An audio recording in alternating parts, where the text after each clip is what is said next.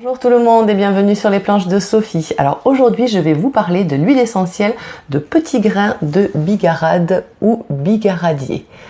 Alors, je vous montre. Donc petit rappel vite fait parce que maintenant vous savez, mais c'est pour toutes les personnes qui découvrent éventuellement mes vidéos. On n'utilise pas les huiles essentielles pures, on les dilue dans de l'huile végétale et surtout cette huile essentielle parce que elle a une odeur, son odeur, mais une fois diluée, elle va dégager une odeur beaucoup plus subtile. Donc vous verrez à ce moment-là ce que ça peut dégager comme odeur.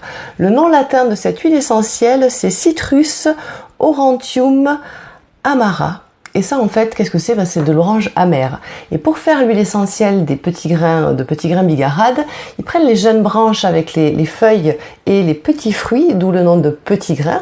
Et donc, ils coupent ces petites branches-là pour laisser la place à l'arbre de faire des fruits après plus gros. Et au lieu de jeter ces branches avec les feuilles et les fruits, eh bien, ils en font de l'huile essentielle avec feuilles et fruits. Donc là, c'est plutôt malin.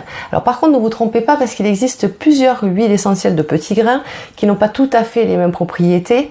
Donc vous avez donc le petit grain bigarade, mais aussi il y a le mandarinier, le citronnier, clémentine. Alors attention, ne vous trompez pas.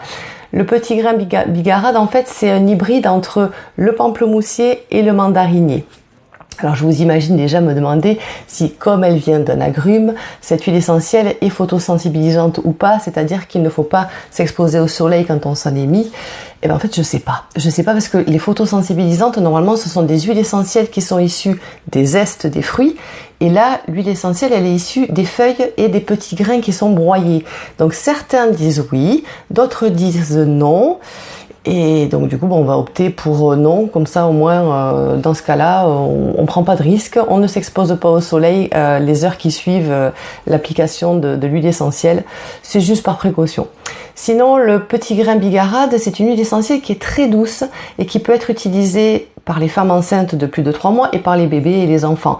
Donc bien sûr, dans ces cas-là, les dilutions doivent être adaptées et donc plus importantes que ce qu'on fait habituellement.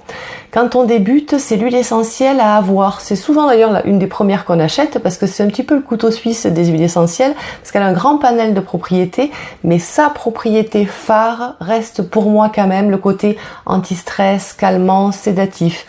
Alors bien sûr, ça serait réducteur de s'arrêter là parce qu'elle est aussi antispasmodique et anti-inflammatoire. Alors, beaucoup d'huiles essentielles sont anti-inflammatoires. On en a déjà vu beaucoup.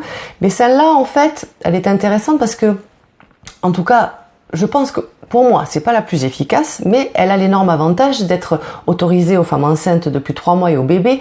Donc c'est quand même une belle alternative quand on sait qu'il n'y a pas beaucoup d'huiles essentielles anti-inflammatoires qui leur sont autorisées. Et puis aussi quand on est en situation de stress, d'angoisse, on est souvent crispé, tendu, et le côté anti-inflammatoire va pouvoir soulager les douleurs musculaires. Et pour ça, c'est super parce que du coup, c'est un 2 en 1. Et pour terminer, elle est aussi anti-infectieuse et antibactérienne, ce qui fait d'elle une huile essentielle efficace pour les problèmes de peau, pour les problèmes cutanés. Donc dans les planches de Sophie, l'huile essentielle, vous la retrouverez sur les cartes. Alors je les ai là, tout ce qui est arthrite, arthrose, tendinite et douleurs musculaires. Donc ça c'est pour son côté anti-inflammatoire. Pour ce qui est stress, calmant, sédatif, vous la retrouverez sur les cartes de...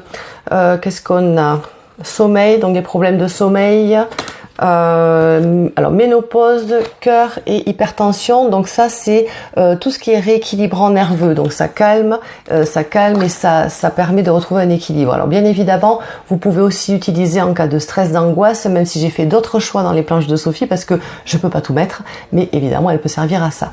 Et bien sûr la dernière propriété pour le côté antibactérien. Donc là vous le retrouvez sur les cartes de cicatrisation et de dartre. Voilà. Je pense que je vous ai tout dit. Comme toujours, n'hésitez pas à aimer, commenter, partager, mais surtout, je tiens à vous remercier d'être de plus en plus nombreux à me suivre et ça, c'est super. Et donc, je vous dis à bientôt sur les planches de Sophie. Ciao!